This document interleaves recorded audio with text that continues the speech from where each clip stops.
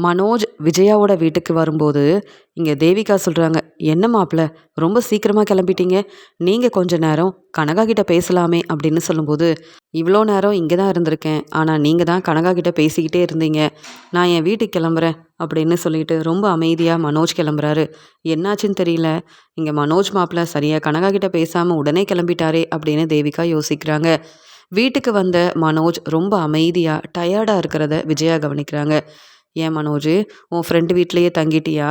சந்தோஷ் வீட்டுக்கு தான் போயிருந்தியா மனோஜு?" அப்படின்னு கேட்கும்போது, "ஆமாம்மா. சந்தோஷ் வீட்ல தான் தங்கியிருந்தேன். போதுமா?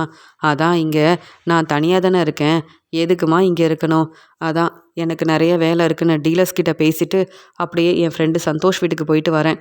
போதுமா?" அப்படின்னு சொல்லும்போது, "மனோஜு, நீ சரியா தூங்கவே இல்லையா? ஏன்னா நீ ரொம்ப டயர்டா இருக்கியே மனோஜுன்னு" கேட்கும்போது, "ஆமாம்மா. எனக்கு சரியா தூக்கமே வரல. என் வாழ்க்கைய நெனச்சு நான் எப்படிம்மா நிம்மதியா தூங்க முடியும்? அதான் ரோகிணியால எப்ப பார்த்தாலும் எனக்கு ஏதாவது ஒரு பிரச்சனை வருதே! நான் எவ்வளோ கஷ்டப்படுறேன்னு எனக்கு தானம்மா தெரியும்" அப்படின்னு சொல்லும்போது, "இப்ப என்ன மனோஜு, உனக்கு சீக்கிரமாவே டிவோர்ஸ் கிடைக்க போகுது. அதுக்கப்புறம் உனக்கு ஒரு நல்ல வாழ்க்கைய நாங்க அமைச்சு குடுப்போம். கொஞ்சம் பொறுமையா இருன்னு" பேசுறாங்க விஜயா. "வேண்டாம்மா. ஏற்கனவே ரோகிணிய எனக்கு நீங்க தான் கல்யாணம் பண்ணி வச்சீங்க. ரோகிணியால நான் ஏமாந்து போய் நின்னேன். நீங்க இனி எனக்கு கல்யாண ஏற்பாடெல்லாம் செய்ய வேண்டாம். நான் பார்த்துக்கிறேம்மா" அப்படின்னு சொல்லும்போது, "ஏன் மனோஜு, நீ யாரையாவது விரும்புறியா? இல்ல உடனே கல்யாண ஏற்பாடெல்லாம் செய்ய வேண்டான்னு சொல்ற. என் வாழ்க்கைய நான் பார்த்துக்கிறேன்னு சொல்ற. எனக்கு என்னவோ சந்தேகமா இருக்கு.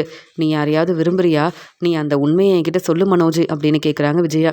"அப்படியெல்லாம் எதுவுமே இல்லம்மா. அது மட்டும் இல்லாம நான் இப்ப வரைக்கும் உங்க பேச்ச தான் கேட்டுட்ருக்கேன். என்னுடைய பிஸ்னஸ நான் நல்லபடியா பார்த்துக்கணும், நல்லா சம்பாதிக்கணும்னு நெனைக்கிறேன். அதனால இப்ப எனக்கு கல்யாணம் வேண்டாம்மா. அம்மா, கொஞ்ச நேரம் ரெஸ்ட் எடுக்கணும்னு நெனைக்கிறேன். நீங்க உங்க வேலைய பாருங்கம்மா" அப்படின்னு சொல்றாரு மனோஜ். உடனே விஜயா யோசிக்கிறாங்க. வர வர மனோஜ் நம்மள ரொம்பவே எதிர்த்து பேசுறான். ஒண்ணுமே புரிய மாட்டேங்குது அப்படின்னு நினைக்கிறாங்க விஜயா. அடுத்த நாள் விஜயா பார்வதிய பார்க்கறதுக்காக பார்வதியோட வீட்டுக்கு வராங்க. பார்வதி விஜயாவ பார்த்த உடனே ரொம்ப சந்தோஷமா, "என்ன விஜயா, ரொம்ப நாள் கழிச்சு என் வீட்டுக்கு வர? ஆமா, இங்க முத்துவோட பாட்டி எப்படி இருக்காங்க?" அப்படின்னு சொல்லும்போது, "என் அத்தை அவங்க ஊருக்கு கிளம்பிட்டாங்க. அதான் மீனா, முத்துவோட கல்யாணமும் நல்லபடியா நடந்துருச்சு. ரவி, ஸ்ருதியோட கல்யாணமும் நல்லபடியா நடந்துருச்சு. அந்த சந்தோஷத்திலேயே அவங்க வீட்டுக்கு கிளம்பிட்டாங்க. அது மட்டும் இல்லாம மனோஜோட வாழ்க்கைய பத்தி தான் பார்வதி நான் ரொம்பவே யோசிக்கிறேன்" அப்படின்னு சொல்லும்போது, "ஏன் விஜயா, நீ ஏன் மனோஜ பத்தி யோசிக்கிற? மனோஜுக்கு ஒரு நல்ல வரன் கிடைக்க தான் போகுது. முதல்ல மனோஜுக்கு டிவோர்ஸ் கிடைக்கணும். அது மட்டும் இல்லாம ரோகிணி மாசமா இருக்கிறதா நீ தானே சொன்ன. ரோகிணி மாசமா இருக்கிறதுனால கண்டிப்பா மனோஜோட வாரிச நான் சுமந்துட்டு இருக்கேன்னு ரோகிணி எல்லார்கிட்டயும் சொல்றா. இதனால ரோகிணிய நீங்க புரிஞ்சுக்கிட்டா, ரோகிணியோட வாழ்க்கையும் சந்தோஷமா இருக்கும். மனோஜும் ரோகிணிய புரிஞ்சுப்பான்ல" அப்படின்னு சொல்லும்போது, "என்னதான் நீ சொன்னாலும் என்னால ரோகிணிய மருமகளா ஏத்துக்க முடியாது. நீ தான் உன் ஃப்ரெண்டு கிட்ட பேசி எப்படியாவது மனோஜுக்கு ஒரு கல்யாண ஏற்பாடெல்லாம் செய்யணும். நீ எனக்கு உதவி செய்வலன்னு" கேட்கும்போது, "உனக்கு நான் எவ்வளவோ சப்போர்ட் பண்ணியிருக்கேன் விஜயா. ஆனா இந்த விஷயத்துல என்னால உதவி செய்ய முடியாது. என் ஃப்ரெண்டு கிட்ட நீயே பேசு. நான் வேணும்னா ஃபோன் போட்டு தரேன்" அப்படின்னு சொல்லிட்டு பார்வதி அவங்க ஃப்ரெண்டுக்கு ஃபோன் பண்றாங்க. விஜயாவும் பார்வதியோட ஃப்ரெண்டு கிட்ட பேசுறாங்க. "உங்க பொண்ணு தான் இப்ப நல்ல வேலை பார்க்குறாங்க. நீங்களும் நல்லா வசதியா இருக்கீங்க. என் பையன் மனோஜ பத்தி உங்களுக்கு தெரியும்ல. நீங்க எங்க வீட்டுக்கு வந்து பேசுங்க. உங்களுக்கு மனோஜ் எவ்வளோ நல்லா பிஸ்னஸ் செய்றான்னு மனோஜோட திறமைய புரிஞ்சுக்கிட்டீங்கன்னா, கண்டிப்பா இந்த கல்யாணத்துக்கு சரின்னு சொல்வீங்க. முதல்ல நீங்க எங்க வீட்டுக்கு வந்து மனோஜ் கிட்ட பேசி பாருங்களேன். கண்டிப்பா நீங்க மனோஜ புரிஞ்சுப்பீங்க. உடனே கல்யாண ஏற்பாடெல்லாம் செய்ய ஆரம்பிக்கலாம். கண்டிப்பா மனோஜுக்கு டிவோர்ஸ் கிடைக்கும். நீங்க உங்க பொண்ணுகிட்ட பேசிட்டு கண்டிப்பா எங்க வீட்டுக்கு வரணும்" அப்படின்னு அ பார்வதியோட ஃப்ரெண்டு கிட்ட விஜயா பேசுறாங்க. உடனே பார்வதி சொல்றாங்க, "ஏன் விஜயா, ரோகிணி வேற மாசமா இருக்காளே! இப்ப மனோஜுக்கு கல்யாண ஏற்பாடெல்லாம் செய்யணும்னு நினைக்கிறியே! இதெல்லாம் சரியா விஜயான்னு?" கேட்குறாங்க பார்வதி. பார்வதி, "மனோஜ் எவ்வளோ கஷ்டப்படுறான்னு எனக்கு தான் தெரியும். அது மட்டும் இல்லாம மீனாவும், முத்துவும் ரொம்பவே சந்தோஷமா அவங்க வாழ்க்கைய பார்த்துக்கிறாங்க. ரவியும், ஸ்ருதியும் அவங்க வாழ்க்கைய சந்தோஷமா பார்த்துக்கிறாங்க. இப்ப ரோகிணி வேற எப்படியாவது மறுபடியும் அ மனோஜ் கிட்ட பேசி புரிய வைக்கணும். எங்க வீட்டுக்கு மருமகளா வரணும்னு ரோகிணி நினைக்கிறா. அதெல்லாம் நடக்கவே கூடாது பார்வதி" அப்படின்னு விஜயா பார்வதி கிட்ட பேசிட்டு இருக்காங்க. உடனே பார்வதி சொல்றாங்க, அதான் என் ஃப்ரெண்டு கிட்ட பேசிட்டேல்ல, நீ பேசினதெல்லாம் யோசிச்சு பார்த்து அவங்க கண்டிப்பா ஒரு நல்ல முடிவா எடுப்பாங்க. நீ கொஞ்சம் பொறுமையா இரு. இருந்தாலும் ரோகிணிய பத்தி நீ யோசிக்கணும் விஜயா அப்படின்னு சொல்றாங்க பார்வதி. இனி ரோகிணிய பத்தி யோசிக்க எதுவுமே இல்ல பார்வதின்னு சொல்றாங்க விஜயா. இங்க பார்வதியோட ஃப்ரெண்டு வந்து விஜயா கிட்ட பேசுறாங்க. என் பொண்ணோட ஃபோட்டோவ உங்களுக்கு அனுப்பியிருக்கேன். நீங்களும் பாருங்க. மனோஜ் கிட்ட நாங்க கண்டிப்பா வந்து பேசுறோம். அதுக்கப்புறம் மனோஜ் இந்த கல்யாணத்துக்கு சரின்னு சொல்லிட்டாருன்னா, கண்டிப்பா இந்த கல்யாண ஏற்பாடெல்லாம் செய்யலாம் அப்படின்னு சொல்லி பேசிட்டு இருக்காங்க. உடனே பரவாயில்ல பார்வதி, உடனே அவங்க எங்க வீட்டுக்கு பேச வரேன்னு சொல்லிட்டாங்க. இந்த உண்மைய மனோஜ் கிட்ட வந்து சொல்லணும். என் பையன் மனோஜ் ரொம்பவே சந்தோஷப்படுவான். ஆனா என்னன்னு தெரியல, கொஞ்ச நாளா கல்யாணத்த பத்தி பேசினாலே மனோஜ் வந்து எனக்கு இப்ப கல்யாண ஏற்பாடு செய்ய வேண்டான்னு பேசிட்டு இருக்கான். என்னன்னு ஒண்ணுமே புரியல. ஆனா எப்படியாவது மனோஜ் கிட்ட பேசி இந்த கல்யாணத்துக்கு மனோஜ் மட்டும் சரின்னு சொல்லிட்டா ரொம்ப சந்தோஷமா இருக்கும். அப்படின்னு விஜயா ரொம்ப சந்தோஷமா வீட்டுக்கு கிளம்பி வராங்க. இங்க மனோஜ் வீட்டுக்கு வந்த உடனே விஜயா கிட்ட சொல்றாங்க, அம்மா சாப்பாடெல்லாம் செஞ்சுட்டீங்களா? சீக்கிரமா சாப்பாடெல்லாம் எடுத்து வைங்கம்மா. சரியா நான் தூங்கவும் இல்லை, சரியா சாப்பிடவும் இல்லை, ரொம்பவே டயர்டா இருக்கு. அது மட்டும் இல்லாம கொடைக்கானலுக்கு வேற போகணும் அப்படின்னு சொல்லும்போது, எதுக்கு மனோஜ்ன்னு கேட்குறாங்க.